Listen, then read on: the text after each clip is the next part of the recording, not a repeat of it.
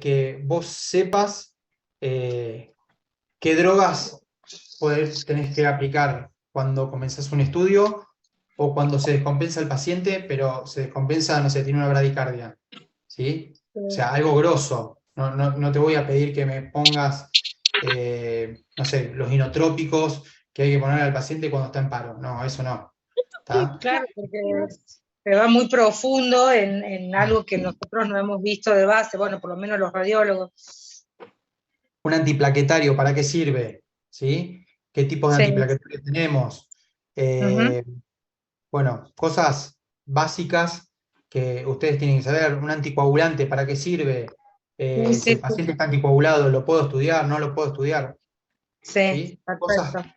grandes. Lo más eh, básico, las medicaciones más básicas que se dan siempre y lo Tal normal cual. para todos Listo, los... vamos a iniciar. ¿Cómo, Robert? No te escuché, No, Robert. no, es que estoy en el trabajo, no me di cuenta que tenía el micrófono. No, está bien.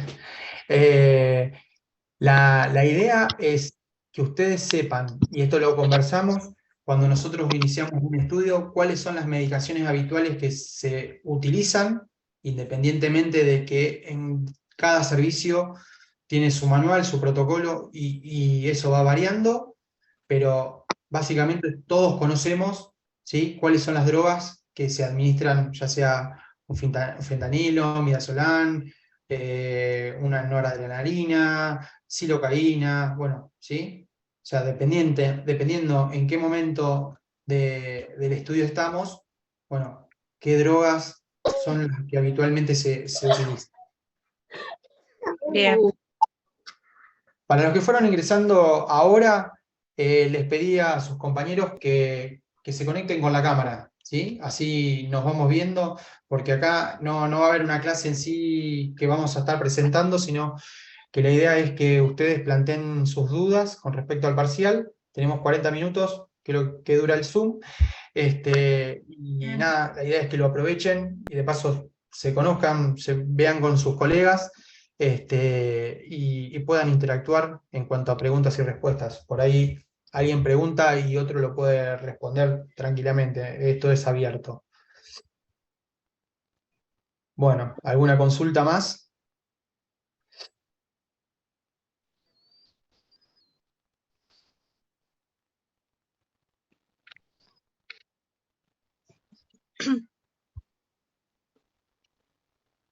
El examen, Jeffrey había consultado, va desde la clase número 1 hacia la clase número 8, ¿sí? Todo lo que fuimos viendo. Eh, Denle mucha importancia a las imágenes, ¿sí? Donde haya imágenes, presten atención. Donde haya curvas, ya habíamos hablado recién del electro con Silvana, donde vean curvas de presiones, presten atención. Eh, Medicaciones, recién hablamos de las medicaciones básicas y que comúnmente se utilizan en un servicio, ya sea para iniciar un estudio o durante un estudio, o si hay alguna complicación, ¿sí? Me refiero a complicación cuando hay una bradicardia, o el paciente está hipertenso, bueno, ese tipo de drogas. No me refiero a inotrópicos y demás. ¿Qué pasa cuando para qué sirve la heparina? ¿Para qué sirve un antiplaquetario? Si el paciente está anticoagulado, ¿se puede realizar el estudio o no? Eh, bueno, eso, básicamente, ¿sí? Presten atención a todo lo referido al paciente, todo lo que hablamos sobre el paciente. Para mí tiene vital importancia.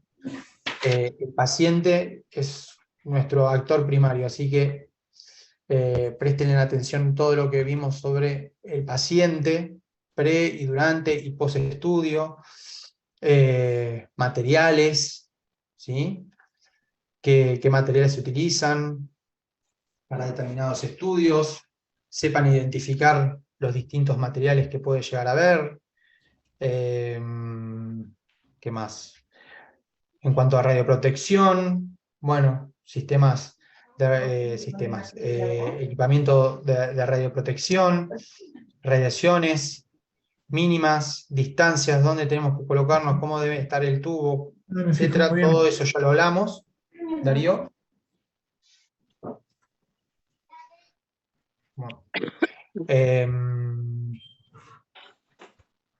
Anatomía, fundamental, ¿sí? Igual yo creo que a esta altura todos la tienen más que clara, pero más que en sí la anatomía, las ramas que va dando cada arteria y demás, la importancia de saber identificarla en una imagen, ¿sí? O sea, por ahí van a tener una imagen que les puede preguntar qué estructuras es esta, y ustedes la tienen que saber identificar, ¿sí? Pero bueno, eso es para que ustedes hagan el ejercicio de ver la imagen que les puse en la clase, ¿sí? O que les fui mostrando con un libro de anatomía, ¿sí? Quizás lo pueden encontrar en la misma clase, por ahí cuando le armé el PDF, si no, es nada, parte del estudio. ¿Alguien que quiera realizar alguna pregunta, alguna consulta?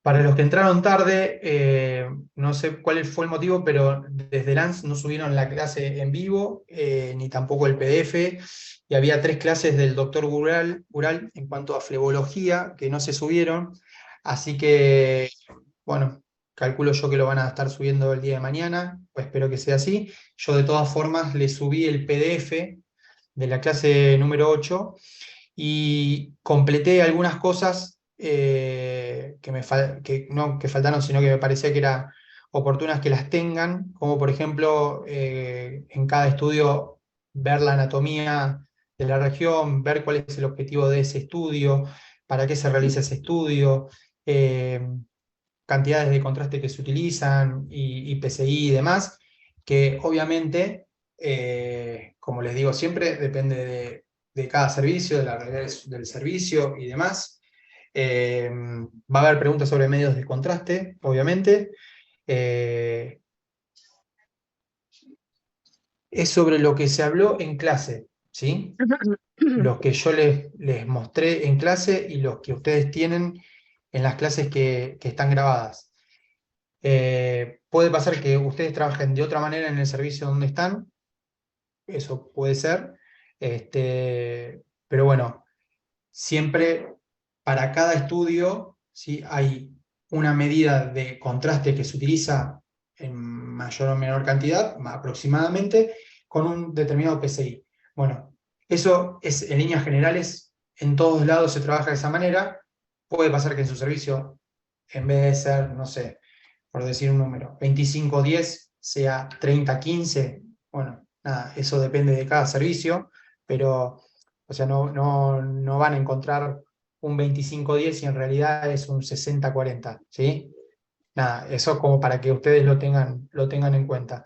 Después, en cuanto al tipo de contraste, hoy por hoy se utiliza de baja osmolaridad y no iónico en todos los estudios, pero obviamente entiendo la realidad de cada servicio y puede haber servicios donde utilicen de alta, media, baja osmolaridad y medios de contraste iónico. Eso está más que claro, pero bueno, no quita que, no sé, para un miembro inferior utilicemos un medio de contraste de baja osmolaridad o isosmolar no iónico, ¿sí? O sea, hoy en día teniendo eh, estos elementos de trabajo, se trata de que el paciente sufra lo menos posible, ¿sí? Obviamente después, si no tenemos ese material de contraste, tenemos un material de contraste iónico, bueno, se le agregará la silocaína necesaria para que ese paciente sufra lo menos posible, porque ya inclusive con un no iónico y de baja osmolaridad, el paciente se queja de dolor, porque le quema el contraste. Así que imagínense con un contraste iónico y de alta osmolaridad. Bueno, no sé, háganme ustedes las preguntas que desean saber, que tengan anotadas para poder avanzar. ¿Les parece?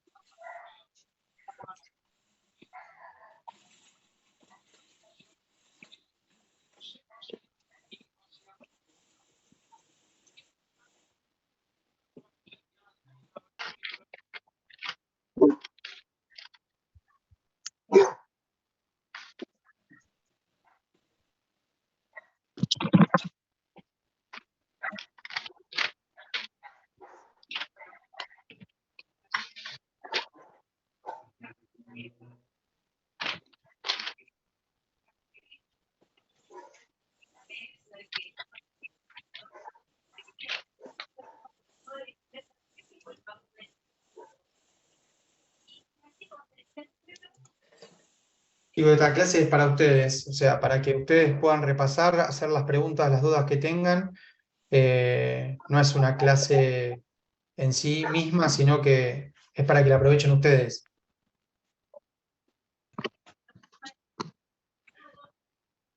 Ahora tenemos una pregunta de Camila que dice, en mi trabajo el tope de medio de contraste fue de 300 mililitros. ¿Cuánto es el tope? Mirá, en realidad, Camila, no es que hay un tope, o sea, un máximo, un mínimo en cuanto a la cantidad de contraste que podemos utilizar, ¿sí? Dependiendo, acá no me pones qué estudios realizaron, porque si vos estás haciendo un diagnóstico, más o menos un diagnóstico cardíaco, entre 150 y 200 mililitros de contraste utilizás, ¿sí? Pero no quita de que la anatomía del paciente haga de que tengas que utilizar mayor cantidad de contraste, ¿sí? Por ahí para una angioplastía utilizás 250 o 300 mililitros, ¿sí? Pero bueno, va a depender del tipo de estudio que hagas. A mí me pones coronariografía con angioplastía. Bueno, está bien. Hiciste una coronariografía que supongamos que te llevaba 150 mililitros, ¿sí? Supongamos un mínimo de 150 mililitros. Y después tuviste que hacer una angioplastía. Bueno, va a depender la complejidad de esa angioplastía que realizaron, ¿sí? Entonces la cantidad de contraste que tuvieron que utilizar. Eso es muy relativo, ¿sí? Pero sí, bueno, 300 mililitros, podemos decir que estás como al límite, o sea, es mucho contraste para el paciente.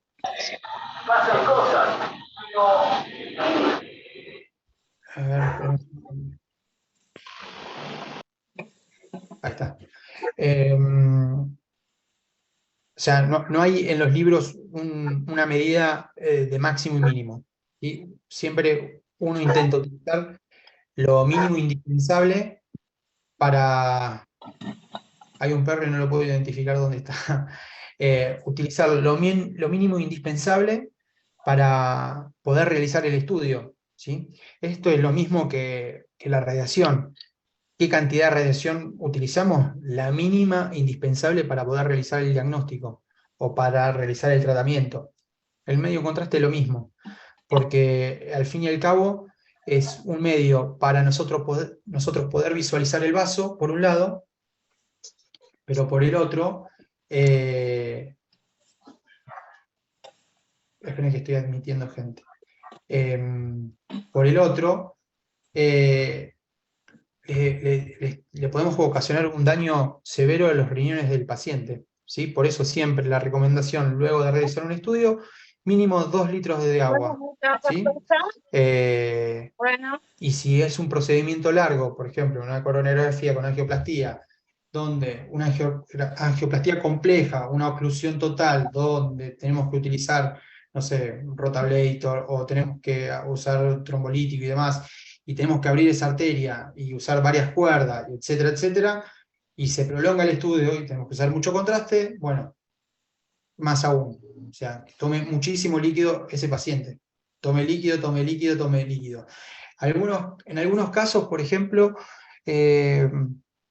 algunos médicos le dan algún tipo de diurético, ¿sí? Como para que elimine más rápidamente el contraste, o sea, mediante la orina.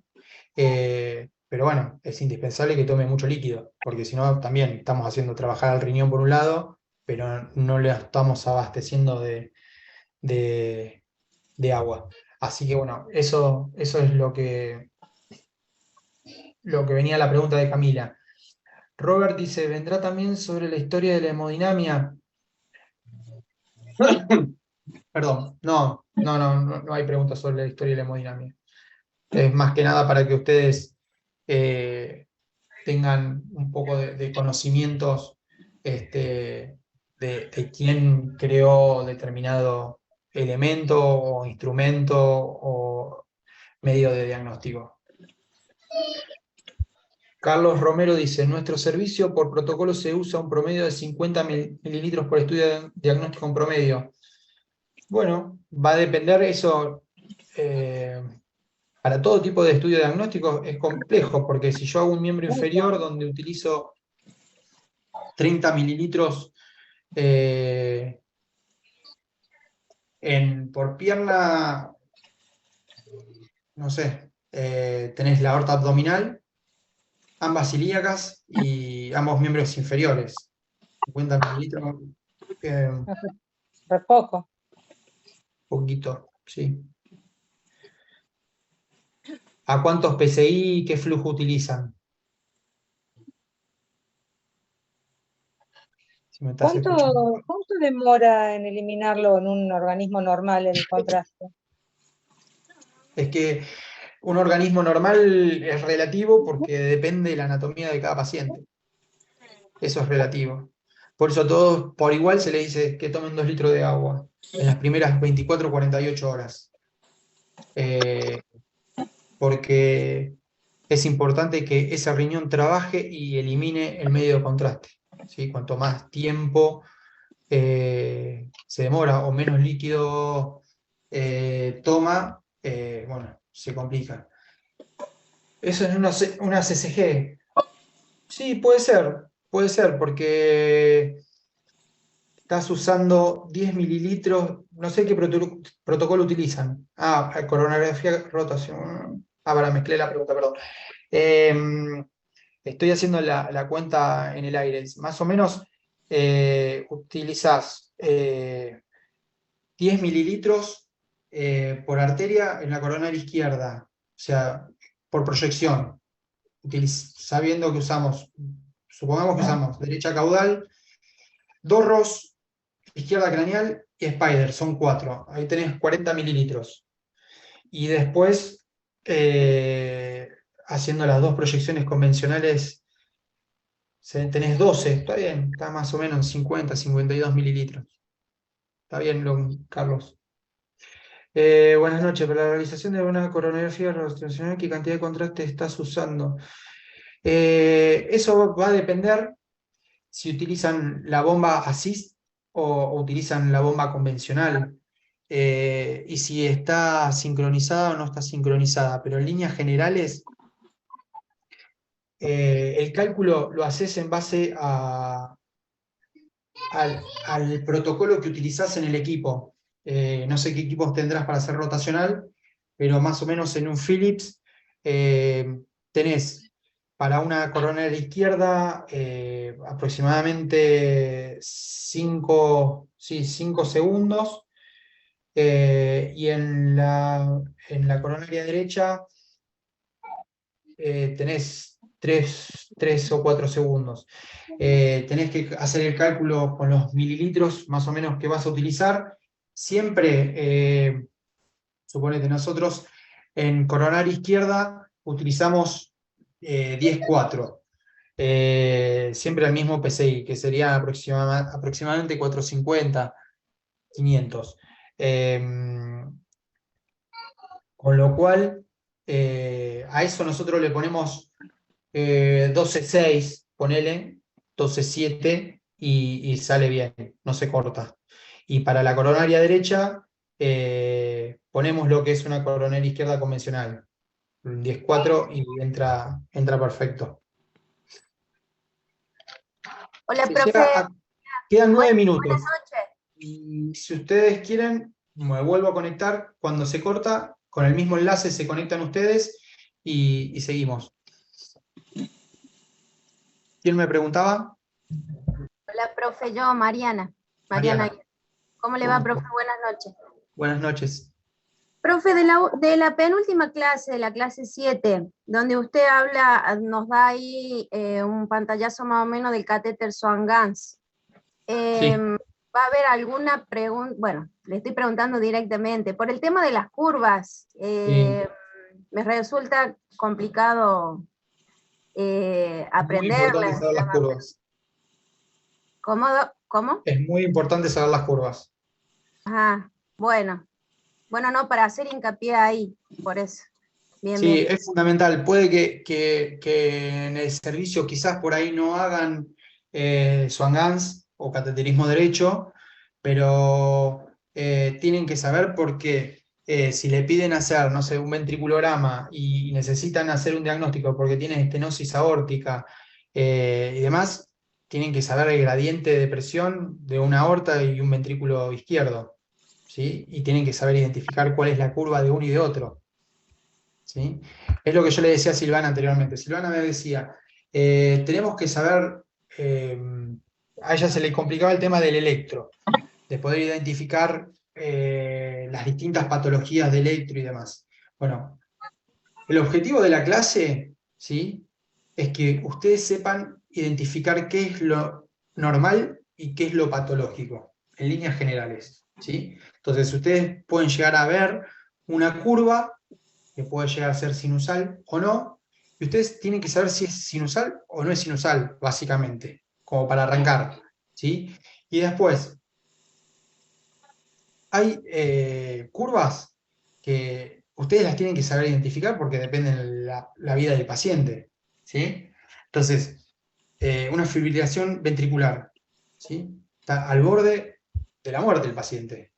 Entonces, y tenemos que chocarlo al paciente si tiene una fibrilación ventricular. Si tiene una taquicardia ventricular, tenemos que saberlo porque es el paso previo a una fibrilación ventricular, ¿sí? Bueno, nada, les estoy dando pistas como para que ustedes pongan el ojo, ¿sí?, y sepan ahí identificar, ¿sí?, cuando el paciente está con una curva normal, ¿sí?, y cuando no lo está. En el caso de las curvas de cavidades, bueno, son importantes por esto que te decía anteriormente, Mariana.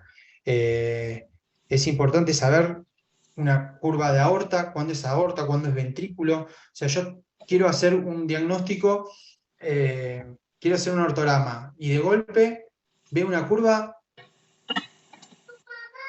bueno, ¿dónde estoy? ¿Sí? Bueno, me metí en ventrículo izquierdo, entonces le tengo que avisar al doctor, mire que estamos en ventrículo izquierdo, ¿sí? Porque por ahí accidentalmente se metió dentro del ventrículo izquierdo, ¿sí? Entonces, bueno, esas cosas tenemos que saberlas. Por ahí no es muy buena la imagen y estamos con el catéter dentro del ventrículo izquierdo y por no identificar la curva, nada, estamos ahí toqueteando con el catéter y el ventrículo no es muy amigo de los catéteres, así que nada, podemos producir perforaciones, podemos producir que el paciente se fibrile, ¿sí? Se fibrile, porque cuando toca las cuerdas de las valvas del ventrículo, puede producirse una fibrilación. Entonces, bueno, tenemos que tener en cuenta esas cosas. En cuanto al electro, ¿sí?, tenemos que tener en cuenta cómo es el sistema eléctrico del corazón, ¿sí?, dónde comienza, dónde termina, por qué, qué parte le va a dar electricidad a qué parte del corazón, ¿sí? Nada, son cosas grandes que ustedes las tienen que saber. Después ese material le va a quedar a ustedes para que ustedes sigan profundizando y sigan ampliando sus conocimientos.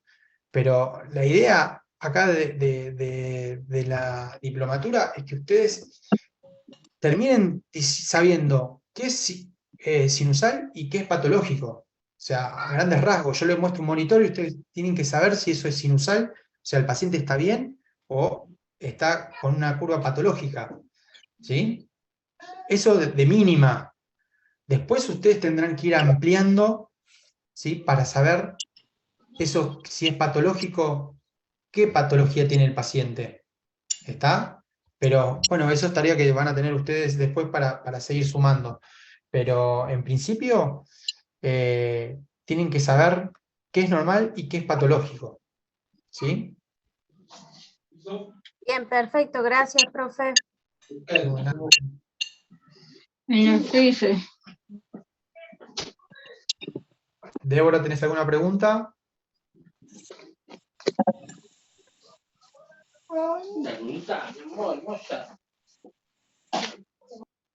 Bueno. ¿Alguna consulta más para hacer? Darío, buenas noches, ¿Cómo estás? bien, ¿vos? Muy Bueno, bien. creo que mi pregunta ya la respondiste, pero para cerrar, más allá del protocolo que utilicemos cada uno en su organización, tomamos como base el tuyo, los que subiste vos al campus, o vas a Sí. tener algún margen de error en las respuestas. No, porque, a ver, voy a poner lo que le decía antes, voy a poner un valor que sea aproximado a lo que normalmente se Ah, utiliza en genial, todos servicios, ¿sí? bien, O sea, si tú vas, no sé, te preguntan el contraste que utilizás para una coronaria izquierda y te digo que usás 2515 y bueno, evidentemente no va a eso, claro, ¿sí? bien. Después si en el servicio utilizan 2515 es otro problema, pero nada, voy a lo normal, Genial. ¿sí? Bueno, gracias. De nada. Michel, tiene las manos levantadas. Licenciado, ¿qué tal? Muy buenas noches. Sí, una pregunta cortita. Quería saber el tiempo del examen, más o menos de cuántos minutos. 1 hora, 60 minutos. 1 hora. Es lo que el sistema da por Gracias. default. Lisa, otra pregunta. Sí, La prueba de la nota de aprobación. la van a tener inmediatamente pasado a las 48 horas, porque es algo automático que hace el sistema. No depende de mí, así que yo cargo las preguntas, cargo las respuestas correctas y una vez que finalizan todos o pasan al menos las 48 horas, el sistema cierra el examen y los evalúa. Es esa la Lisa, metodología. una consulta más. ¿Cuánto es la nota de aprobación? ¿Cuánto es lo mínimo que tenemos que obtener? Lo que les decía anteriormente son 40 preguntas aproximadamente y van a tener que contestar correctamente entre 25 y 30 preguntas. Gracias, Lisa, gracias. Por nada, Miguel.